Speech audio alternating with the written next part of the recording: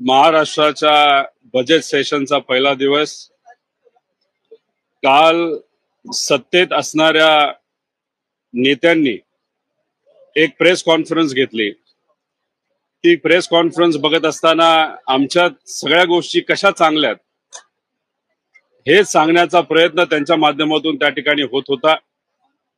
पण कालच एका ओबीसी नेत्या व देशाच्या मंत्री त्यांची मुलगी जेव्हा त्यांच्याच भागामध्ये बाहेर गेली होती, त्या मुलीवरच काही मुलांनी त्या मुलीला त्रास देण्याचा प्रयत्न केला आणि अशी परिस्थिती या महाराष्ट्रामध्ये असताना कालची जर पत्रकार परिषद बघितली तर त्याच्यामध्ये गमती जमती जास्त होत्या।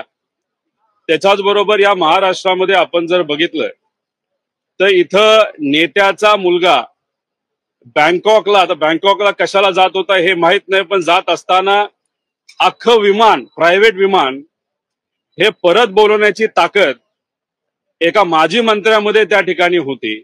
त्यासाठी केंद्रापासून राज्यातले सर्व नेते प्रयत्न करत होते, पण बीडमध्ये देशमुख परिवार, परभणी सूर्यवंशी परिवार व सामान्य लोक जे न्यायासाठी गेले 2-3 महिने प्रयत्न करत आहेत, दुर्दैवाने त्यांना या महाराष्ट्रामध्ये आतापर्यंत न्याय कुठेही मिळालेला नाही। अशी आजची महाराष्ट्राची परिस्थिती आहे। पण काल पत्रकार परिषदेमध्ये महाराष्ट्रामध्ये सगळं काही चांगलं आहे असं त्यांनी कुठेतरी सांगितलं होतं। नैतिकता नसणार हे अनैतिक सरकार त्या ठिकाणी आहे। काल आपण जर बघितलं तर देवेंद्र फडणवीस साहेब बोलत असताना HSR या नंबर प्लेट बद्दल ते बोलत होते।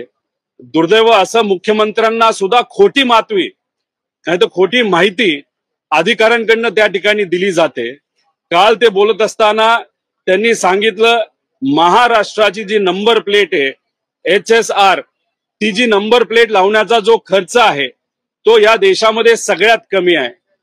खरं तर बोलायचं झालं तर त्यांना खोटी माहिती मिळाल्यामुळे काल देवेंद्र फडणवीस साहेबांनी पत्रकार परिषदेमध्ये अख्ख्या महाराष्ट्राला त्या ठिकाणी खोटं सांगितलं। याच्यामध्ये आपण जर बघितलं तर गुजरातचं हे GR आहे। आता गुजराती मला कळत नाही, पण सत्तेत असणाऱ्या नेत्यांना गुजराती मात्र खूप चांगल्या पद्धतीने कळत असेल, कारण गुजरातचा त्यांचा रोजचा संबंध तिथं आहे। गुजरातमध्ये मोटरसायकलला सगळा खर्च धरून 160 रुपये त्या ठिकाणी एका नंबर प्लेटला घेतले जातात। आता 160 रुपये गुजरातला घेतले जातात आणि महाराष्ट्रामध्ये आपण जर बघितलं तोच खर्च हा त्या ठिकाणी 450 रुपये पर नंबर प्लेट आहे। त्यांनी सांगितलं GST वगैरे धरून 450, GST 80 रुपये वेगळा, म्हणजे महाराष्ट्रामध्ये 531 रुपये एका मोटरसायकलच्या नंबर प्लेटला घेतल्या जाईल। हे फक्त मोटरसायकल आहे, गाड्या वगैरे तो वेगळा। ही जी कंपनी आहे FTA ही गुजरातची कंपनी आहे, म्हणजे महाराष्ट्रामध्ये सुद्धा गुजरातचीच कंपनी आपल्याला 550 रुपयाला नंबर प्लेट देते आणि FTA कंपनी गुजरातमध्ये 160 रुपयाला देते।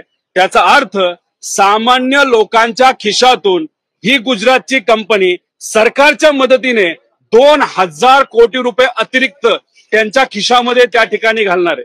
कंपनीच्या खिशात चाललेत का मंत्र्याच्या खिशात, हे कुठेतरी त्या ठिकाणी सांगण्याची जरूरत। पढ़ते रहिए fight against criminal daily newspaper. आज की खबर में बस इतना ही। वीडियो को लाइक करें और चैनल को सब्सक्राइब कर ले, जिससे आने वाली वीडियो की नोटिफिकेशन आपको मिलती रहे।